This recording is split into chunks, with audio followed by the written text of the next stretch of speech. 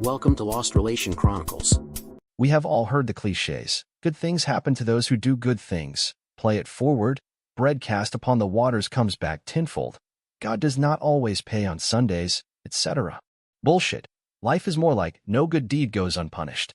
Of course, that was not my thought when a grungy biker-looking guy approached me late one night as I was putting the nozzle away from a well-worn pickup truck after filling up with gas.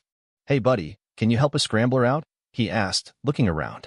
Now I can see why this guy thought I was biker. I had a skull and crossbones bandana wrapped around my head, which supported mirrored sunglasses. A scraggy beard matched the dark splotches on my oil-splattered torn jeans. Add in my 6'4" frame's not-so-insignificant belly, which a leather vest and dirty Harley-Davidson t-shirt did not do a good job of hiding, and I looked like the stereotypical biker. However, looks can be deceiving, as I was a complete poser. Not only could I barely ride a tricycle, I had trouble with any car not equipped with an automatic transmission. I was at this gas station only to fill up my dad's truck after returning from a costume party at his house. But what the hell? My wife was staying overnight at my dad's cleaning up, with the kids. Why not live out my fantasy a little longer? "What you need, pal?" I said, as I put away a massive billfold, complete with chain I had purchased last week at a flea market.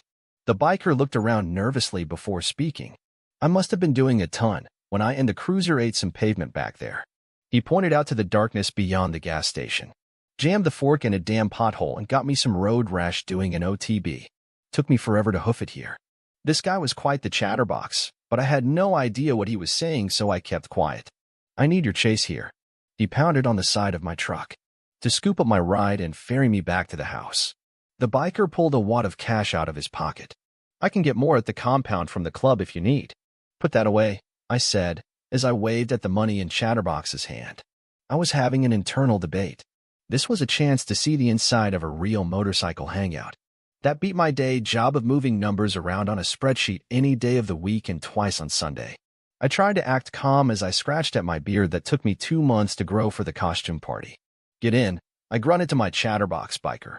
Chatterbox stopped talking for a second as he smiled and opened the passenger door.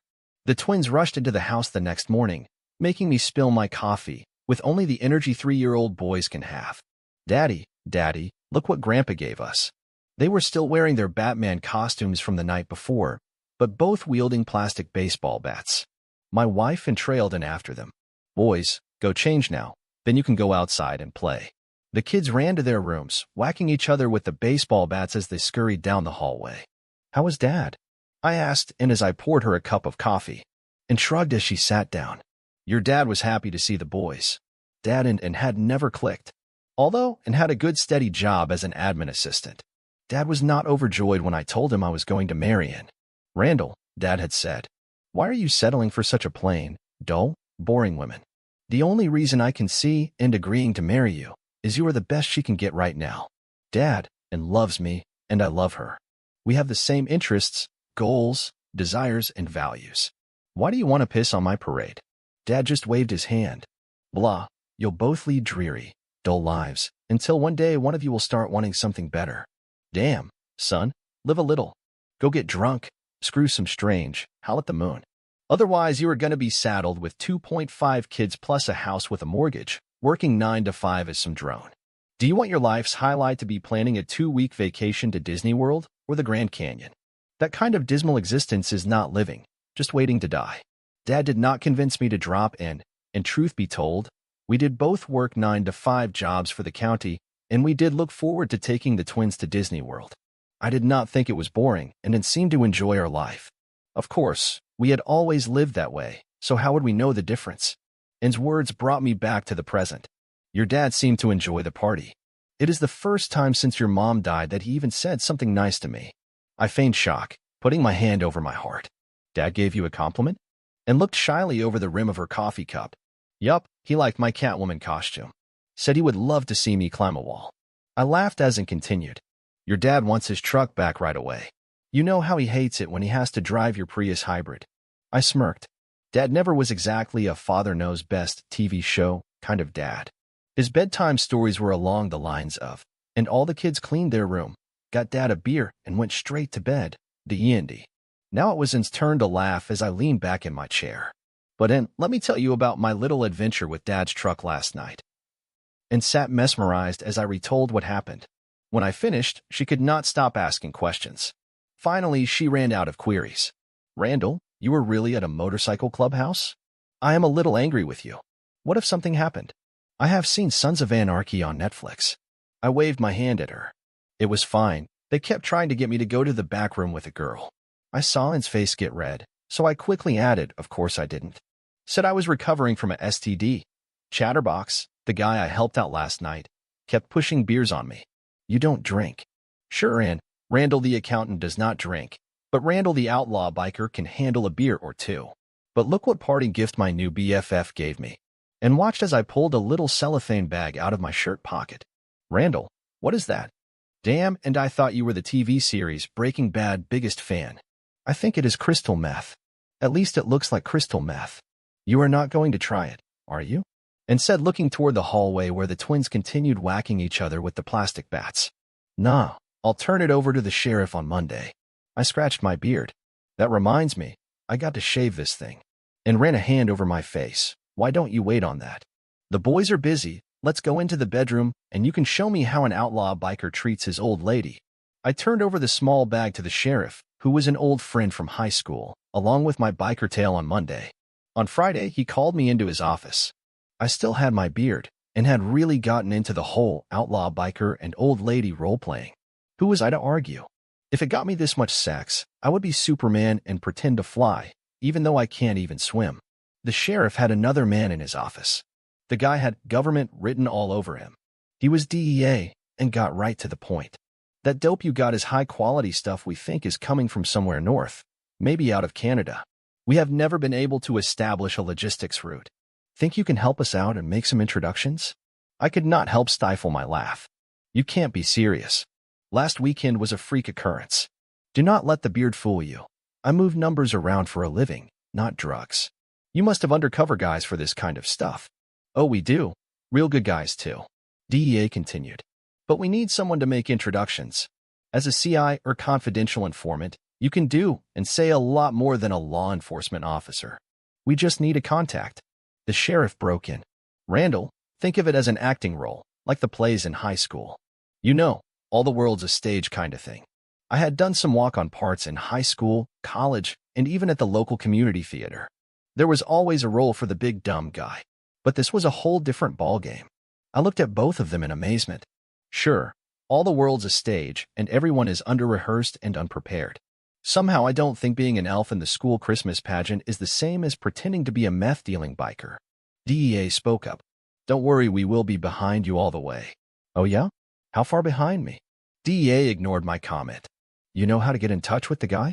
I pointed a finger at my head. I do numbers for a living, remember? I got it right here. 9 months later. The large banquet hall was filled to capacity for the celebration.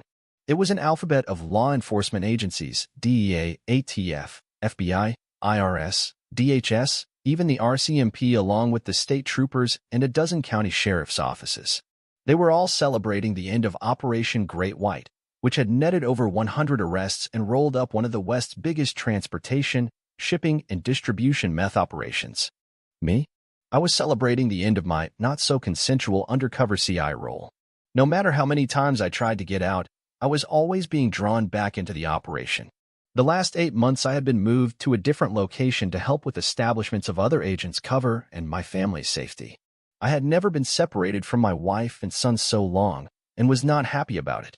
Now I was sitting at a table, with my wife and father accepting constant congratulations from the fellows around the room.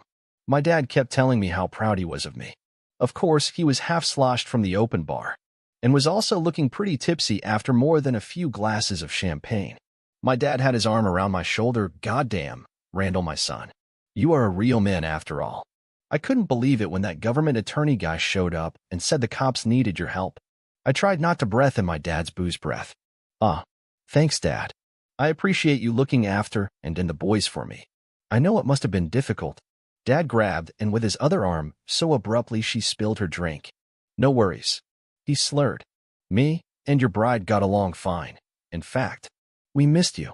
And broke in, moving out of Dad's grasp and giving me a hug. I missed you. The boys missed you. I wish you did not have to have been away so long." Suddenly, a screeching feedback filled the room as a tall, handsome man tried to speak into a podium mic. He was the federal attorney who was given the task of overseeing Operation Great White when its scope became apparent. "Let T-Bone, the next governor, speak," a drunk voice yelled out from the crowd. The tall man at the mic just smiled and waved at the assembled lawmen. I had been filled in by lots of the cops about him. From a wealthy, well-connected political family on the coast, William T. Boone, or T-Bone, had been an undergrad at Stanford, done law school at Harvard, and after a stint in the military, Jack was punching his ticket with the U.S. Attorney's Office to groom him for a future governor race. As T-Bone droned on about what a great day this has for law-abiding citizens, and how much safer the nation was, his pride, etc., I kept looking into Ann's eyes. She winked at me and crept her hand under the table to stroke my groin. My shock must have been evident on my face as Ann smiled and sped up her movements. I glanced at my watch, wondering if we could slip away unnoticed. We were unable to slip away, and had to wait until the end of the entire event. Fortunately, a nice town car had been provided for us. Dad was well-oiled, repeating himself to the driver about his big, bad undercover son, and was beyond tipsy and never took her eyes off me, holding onto my hand in a death grip. I was feeling no pain either, and wished the driver would hurry to my home. I do not recall how I ended up in the living room alone, but remember my youngest boy shaking me awake. "Whoa, son, what are you doing up so late?" I asked in a stupor, taking him into my arms. GBA and Mom are making lots of noise in the room and woke me up. The boys each had their own rooms, but had moved in together so my dad could take one of their rooms and stay with, and when I got moved to the undercover house, I carried my groggy son, stumbling up the stairs and putting him in bed. I then staggered to the room my dad was staying in and opened the door. At first, my brain refused to register the image sent from my pupils. I rubbed my eyes thinking it was a side effect of the booze I had consumed earlier. The curtain in the window was open. It was a full moon. The light was so bright you could have read a newspaper by it. However, now the moonlight was illuminating my naked wife and astride my equally naked father, doing her best cowgirl riding a bronco impression. I had the strangest thought that they had not even turned down the covers, as the bedspread Disney cartoon characters seemed to animate and mock me while Ann and my father thrust together. I shook my head violently, then bit the inside of my cheek. The sharp pain in my mouth told me I was awake. I do not know how long I stood frozen in place, but the changing pitch of Ann's moaning snapped me out of my stupor, as I knew that sound signaled the start of her orgasm. I reached out and yanked Ann off my father, throwing her to the floor. Dad must have been on the verge also, as his semen spurted all over the main Disney character from Aladdin. I picked up my son's small, colored place-cool desk and slammed the lightweight plastic furniture onto the form in the bed as my wife scrambled on her hands and knees to the wall. Slamming the door behind me, I strode to the hall closet and pulled down the top shelf, scattering everything, until I found what I was looking for. The bedroom door opened, and my wife and dad peeked out. A Lion King sheet they were holding partially hid their nakedness. Both slammed the door closed when I spun around, pointing my grandfather's Korean War-era Colt Model M1911A.45 pistol at them. In 2 steps I reached the bedroom door, and in 1 move kicked it open, and my dad were cowering against the far wall. "Randall, wait," and pleaded. "Son, you don't understand." My dad started, his forehead bleeding from the encounter with the place-cool desk. I racked the slide on the .45 pistol and pointed it at my dad. I heard a noise and looked down to see him pissing on himself. "No, Randall." "No," screamed Ann. I whipped the gun in her direction, then in my father's direction, back and forth, my mind a fog. I started to squeeze the trigger, but at the last second jerked the gun upward and a shot fired into the ceiling. No one moved as the gunshot echo faded, then a small voice stopped me cold. "Daddy, I can't sleep." Turning around, I saw my son was standing in the doorway, clutching his teddy bear. Everything froze in time, but the fog in my mind cleared. I motioned with the gun barrel at my dad and wife. "Get out," I rasped. "Take the boys, leave the house," and scrambled past me, gathering up my son as she left the room. My dad was sidling around the edge of the wall toward the door. "Son, I know this." He started before I backhanded him, the pistol barrel striking him in the face, knocking him out the door. I sat on the bed and put my head between my knees. It was very awkward at the police station. Yesterday, I was part of the law enforcement fraternity. I'm not an officer, I had put myself on the line, and many of the real, undercover cops had given what I thought were overblown exaggerations of my exploits to help them in Operation Great White. Also, there was the fact the county lockup was overcrowded with arrests from the raids. I was dead meat if they put me anywhere near the current holding cells. I was placed in a room normally used to hold low-risk juveniles with a bed, and even a TV. The next morning the sheriff brought me a takeout meal, and more bad news. Randall, I don't know what to say, so I will give it to you straight.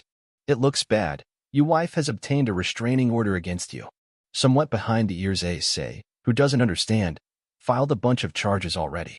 He rubbed his neck. The paperwork seems to have been, misplaced for the time being. I looked at him, but said nothing. Randall, your wife is in my office now. I snorted as he continued. If I let her in here, you promise to behave? I mean, I got to be here, but I will stand over there in the corner and let you two have your say. I took a deep breath. I appreciate all you're doing, but there is not much to say. But I guess I do not have a lot of control now over what you're going to do, right? The sheriff cracked a smile. Well, it is my jail.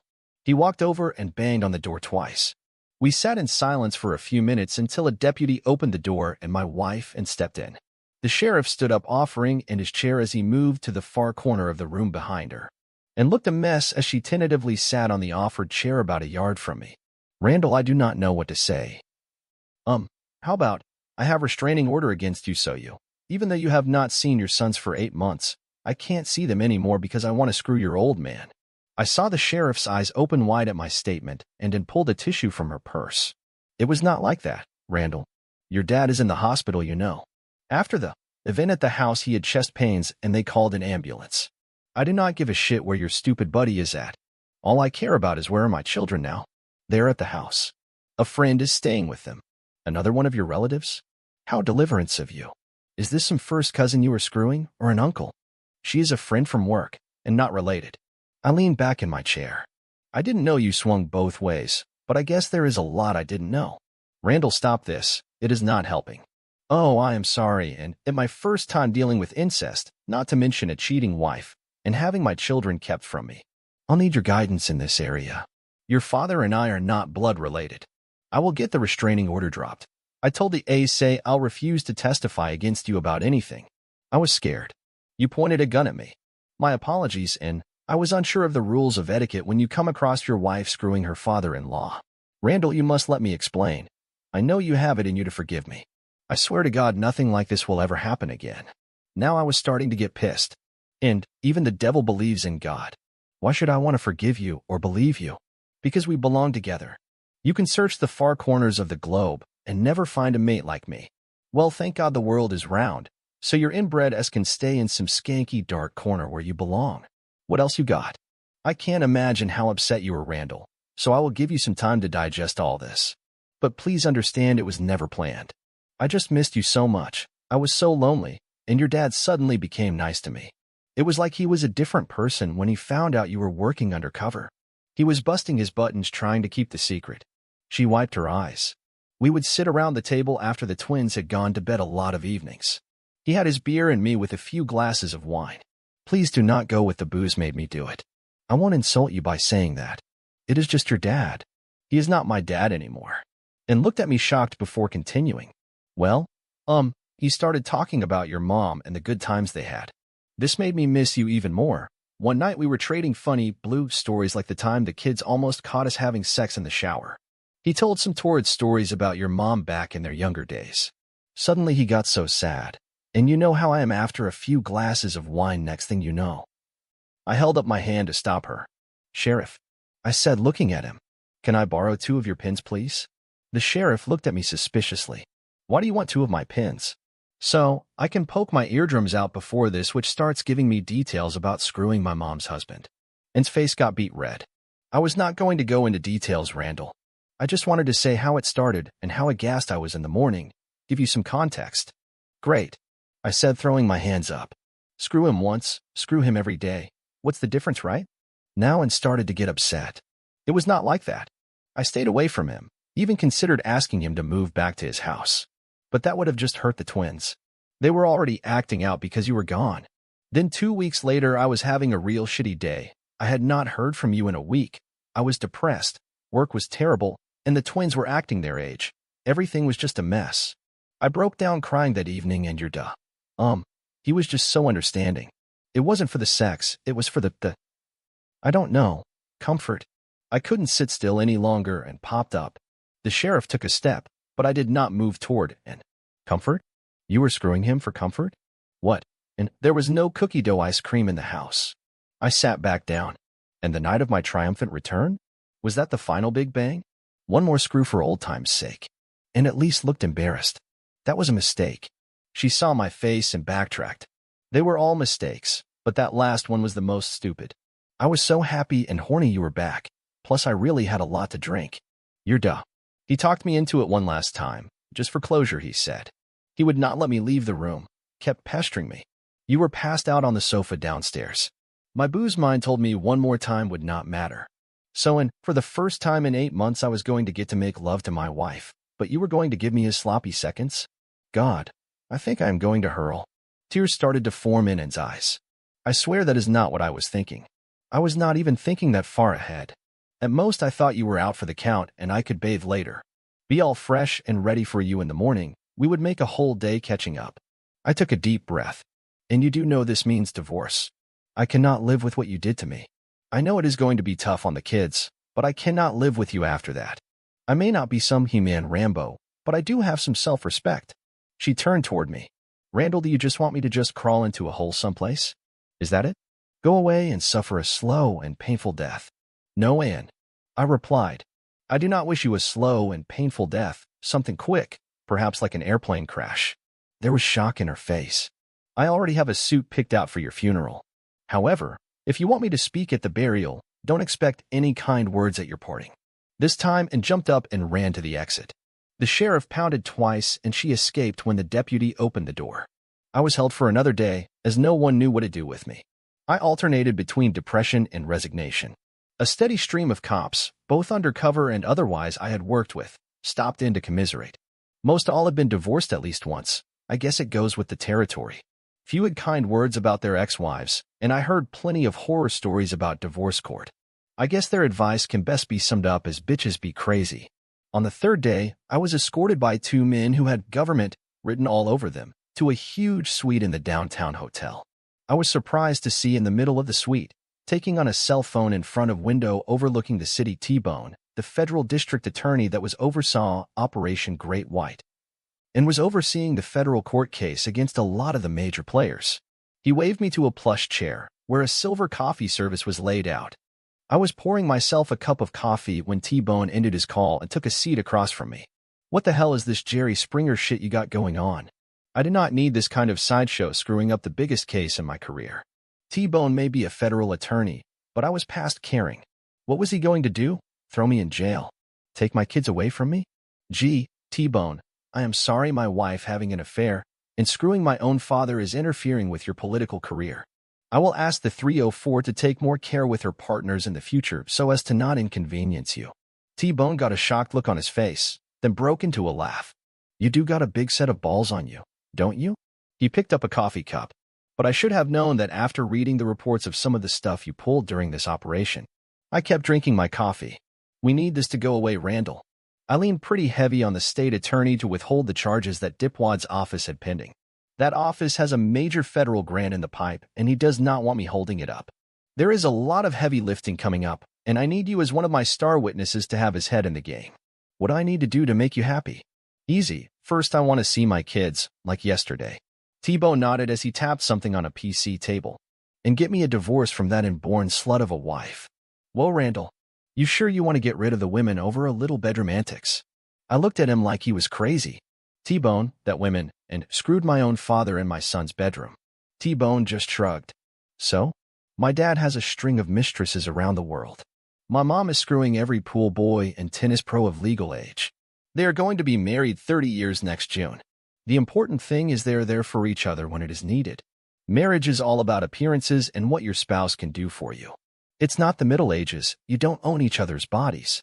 I shook my head. Maybe in your crowd, but I take forsaking all others seriously. T-Bone leaned back. What about till death do us part? Or for better or worse, you recall those portions of your marriage contract? I put down my cup. Well, I don't want you to kill her. T-Bone slapped me on the shoulder and laughed. You would have made a good lawyer, always looking for the loopholes. Let me set up a meeting and see what I can do. T-Bone was true to his word about getting me to see my kids, even if and was not, as the restraining order was still in place. However, having U.S. federal marshals pick up and watch over the children while they were visiting me reinforced her objections of the danger I would pose. I was still barred from my house, but T-Bone took care of that too. Randall, this 3-bedroom suite is all yours. Order anything you want from clothes to a bunch of call girls. As we like to say in government service, nothing is too good when it's someone else's money. I looked around the huge suite. Thanks T-Bone, but I do not need 3 bedrooms. T-Bone waved his hand. Well, 2 of the bedrooms are for the U.S. Marshals keeping you company. You pissed off some mighty violent people. I need to keep you safe. This would not have anything to do with keeping me away from and out of jail, would it? T-Bone gave me what looked like a campaign smile. Now you see the big picture, you understand. We aren't dealing with the planet of apes here. Just let me try to take care of it, okay? A week later, we were seated in a massive conference room at some law office T-Bone was pals with, and tried to sit next to me, but I got up and moved to the other side of the table. T-Bone looked irritated at my maneuver. Okay, can we stop the musical chairs now? T-Bone said, clapping his hands. The purpose of this little get-together is how do we make all parties involved whole? And spoke up. I never wanted any of this. I just want Randall to come home and forget everything so we can start over, pretend it never happened. Randall, T-Bone said, and all eyes turned to me. Not going to happen. That is like saying if dinosaurs had spaceships they would still be around today. And looked at me. Don't start. There is hope for us still. Hope is a sign of foolishness. My life is over here. I cannot stay in this town any longer. I have to quit my job, move, start over. T-Bone tapped the table. Well, good. Finally someplace I can help you both out here. Randall, and I can have you placed in WITSEC, the Witness Security Program run by the U.S. Marshals, more commonly known as the Witness Protection Program. You both get new identities, jobs, a complete clean slate. Like one big do-over. And was having none of that. I am not uprooting my whole family. I have lived in this place my entire life. All my friends are here, my hairdresser, my OBGYN. I just can't pack up and start over. T-Bone did his best and tried to allay his fears. I assure you there are many fine stylists and competent medical professionals in other parts of the county. The U.S. Marshals have a great program to get you set up, complete with everything from dentist to daycare. Everything will be okay in the end. And what if it's not okay? And said, crossing her arms. T-Bone shrugged. Then it is not the end yet. T-Bone's cell phone rang. He looked at the number and scowled. Excuse me, I need to take this. And he walked to a corner of the room turning his back. And looked at me. Randall, we need to end this charade. I admit I screwed up big time. But you need to take some responsibility too. If you had been thinking of your family and not gone off playing Sir Pico, we would never be in this mess. And held up her hand when I tried to speak. And yes, Randall, I accept the major part of the fault for what happened. But look at you, all you can think of is yourself. The hospital called, your dad is asking for you. Have you even seen him? Yes, and I see you and him screwing in my son's room on the Aladdin bedspread every time I close my eyes. I may never watch another Disney cartoon ever again. And gritted her teeth. I know I made a mistake, but I am only human. I have given you time to get over it. Now it is time to pull up your big boy pants and let us get on with our life. So that's your solution? You pull down your big girl pants to screw your kid's grandfather, and I need to get over it? I didn't say it would be easy. Go do what you have to do to make it right in your mind. Go screw a bunch of women if you think it would make us even. So I can give your sister a call? Anne's face registered shock. You wouldn't. I knew I had gotten to her now. Anne's sister was the complete opposite of Anne.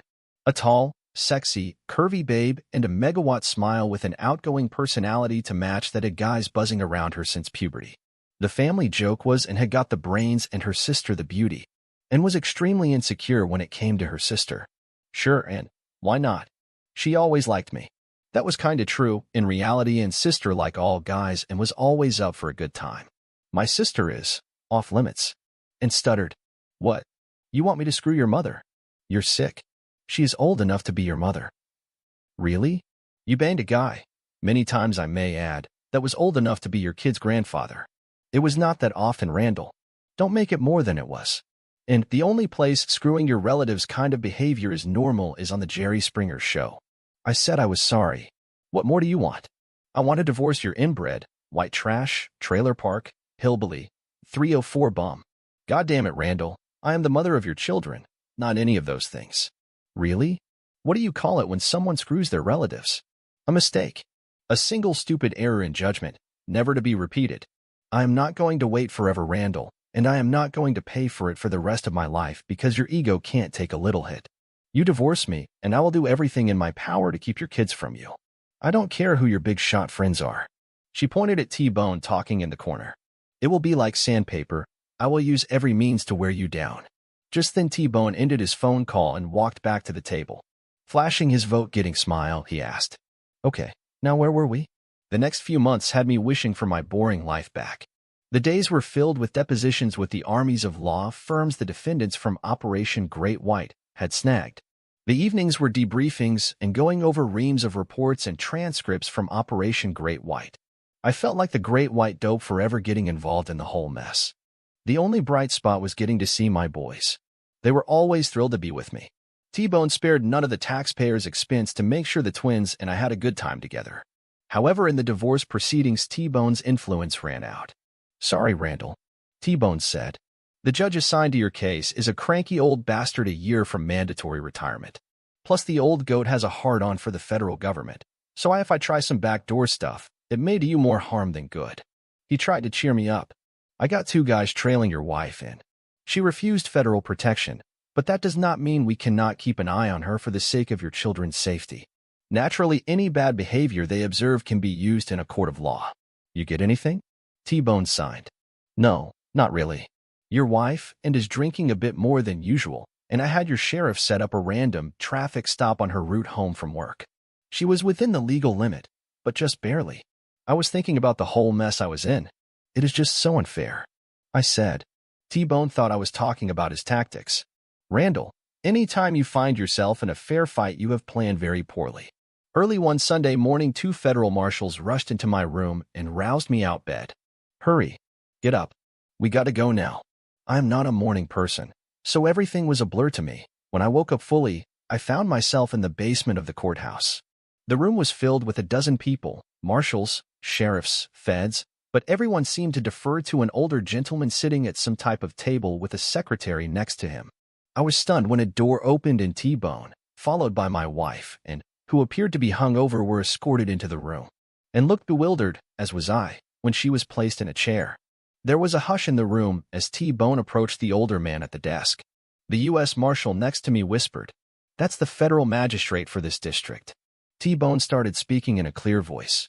"Your Honor, we have requested this emergency hearing to have an immediate order of protection placed for the wards of one of my witnesses in an ongoing federal case."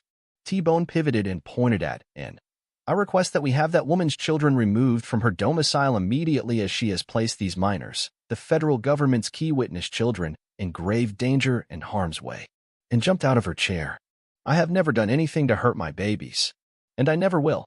One of the U.S. Marshal put her hand on his shoulder and forced her back into the chair. T-Bone continued as if and had never spoken. "We are dealing with some violent elements in this case, and I was fearful of witness tampering and outside forces trying to coerce our case. The lady there," he pointed at, and refused offered protection, but I had resources assigned to her discreetly for her own safety. T-Bone then passed some papers to federal magistrate. I also had one of the legal owners of the house give permission to install surveillance inside the domicile for security, an astute precaution as it turned out. T-Bone nodded at a man who started a video being displayed on a 70-inch screen. The video showed the inside of my house. An obviously drunk and staggered in the door with a grungy-looking biker guy. When he turned, I recognized him. It was Chatterbox, the damn guy I had met from the outlaw biker gang that had started this whole mess. T-Bone kept up a running commentary about Chatterbox's criminal history, outstanding wants and warrants, and how he had met and that night and their interaction. I was listening with half an ear as I watched them proceed up the stairs as the video switched to a camera in the bedroom. Mercifully, T-Bone fast-forwarded through Chatterbox and sexual escapades, although watching them go through the motions of screwing at 30x speed did have some comic appeal, especially when and was sucking him, trying to get Chatterbox up for the 3rd time. T-Bone resumed normal speed when it appeared and had fallen asleep, exhausted from her exertions. Chatterbox jumped off the bed and raced down the stairs. He opened the front door and a host of bikers raced in, ransacking the house, opening every drawer and shelf. I rose out of my chair when I saw one of the bikers open my son's bedroom door. The marshal next to me whispered, "Don't worry, we were watching the whole time." There was a heavily armed SRT unit at both doors waiting to burst in if needed. My mind came back to T-Bone speaking as his guests exited the house on the video monitor. "Your Honor, the SRT team was able to apprehend the men you saw in that video. All were armed, and all had a history of violent crime. It is only good fortune that no one was injured," and started crying, sobbing into her hands. T-Bone continued talking. "The children have temporarily been relocated into a safe environment at a federal facility, and I request they be placed with their father, and later in Witsec for their own protection," and jumped out of her chair, shaking off a marshal's attempt to restrain her. "You cannot take my children, goddamn you." The federal magistrate looked up and was bear-hugged by a man in a sheriff deputy outfit. "Ma'am, from what I have seen on video and read in this report, you willingly invited a known wanted felon into your home. Thus you placed the welfare of the children in jeopardy with utter disregard to the consequences of your actions. I watched him sign some papers. I so order that the minors in question be placed in the male parent's care until such time as the authorities feel they are able to enter Witsec. Any contact with the mother is prohibited and shall be prohibited until determined by the same governing authorities, keeping the welfare of the minors as priority factor," and was still struggling with the deputy when the federal magistrate stood up. I deemed these proceedings closed and walked out. I was still stunned by this turn of events that when T-Bone came over to me, I could barely speak. "T-Bone, how did you pull that off? It just hit me I would get to be with my kids full time. You are the smartest man on earth." T-Bone shrugged. "Most people don't change. It was a matter of time before she did something stupid." He gave me a lopsided grin. "And for the record, any time you think you are the smartest guy in the room, it's time to find a new room. It like deja vu, the same juvenile room, same bed, same TV in the jail. Except this time I was now sitting on the chair with T-Bone behind me and was sitting on the bed. It's not over, Randall," and spat at me. "You are not taking me away from my babies. You still looking to do that sandpaper thing on me? Wear me down," and just stared at me. The thing is that sandpaper can scratch and rip and irritate. But after all that, the item is nice and polished. The sandpaper is worthless. There was a long silence before and looked down at her hands. I didn't know how it happened. I knew I was drinking too much, but I do not want to blame the booze. I was at the gas station filling up when I came out after paying and my rear tire was flat. It was the straw that broke the camel's back. I just started crying and pushed the hair out of her eyes before speaking again. That biker guy seemed to come out of nowhere. Turns out he is a cousin from my mom's side. I knew him from my aunt's wedding a long time ago. He just pushed my car off to the side and changed the tire. I was so scared, but he just kept talking. The more he talked, the more at ease I felt. When he put his arm around me, I did not stop him. It just felt so nice to finally have someone understand what I was going through, and brought her head up to look at me. He declined the money I offered him, but said he would buy me a drink. Claimed I was in no shape to drive home, said a drink would calm me down. At first it was fun, sitting in the bar swapping old stories and catching up. Next thing you know, I am being hustled out of my bed and my babies are being taken from me. And looked at T-Bone. My own government is trying to steal my children. What's the difference between you and them? Huh, what is the difference? T-Bone cleared his throat. Those people are greedy men who have no feeling or respect for anyone or anything. They will destroy anything that gets in their way to get what they want. T-Bone took a step forward before continuing. We work for the United States federal government. And took a deep breath. Randall, I swear it is all a big misunderstanding. One giant screw up. She reached out to touch my chest. I need you to think. Listen to your heart. I removed his hand from my shirt. When I hear you speak all I can hear are banjos, and all I can think is paddle faster, get away. I finally got my boring life back. It was a strange road that gave me a new face, along with liposuction that got rid of my belly fat faster than any exercise. In a strange way to save government money, I was thrown together with a Russian mob widow during Witsec orientation. She had lost both her children in a car bomb attempt and was missing her children badly. As a coincidence, my children were missing a mom. It was a good fit, and somehow, I saw T-Bone's fingerprints all over that one. I now live in a small southern town by the coast near the middle of nowhere with a new name. The boys also got to pick their own names. It took a while to dissuade them that being called Iron Man was not an acceptable moniker. We keep them busy, and they now rarely ask questions about their past. T-Bone did run for governor, but lost in his first attempt. He is now an ambassador to some European country. And in Dad? Marshall's notified me that Dad passed away. Anything left in his will, I had given to charity. Turns out, I was entitled to a portion of the unclaimed and seized funds from Operation Great White, not $1 zillion, but enough for a boring lifestyle. And still lives in the same town. You know how people talk in a small town, so she has not had an easy time of it. I send her pictures of the twins at Christmas through the U.S. Marshal Dead Drop. When they are 18, I will let them decide what they want to do. For now, I just want to enjoy being the dull, boring guy I was meant to be. Right now, we are planning a trip to Disneyland. Dear listeners, please share your thoughts in the comments section below and don't forget to like, share, and subscribe.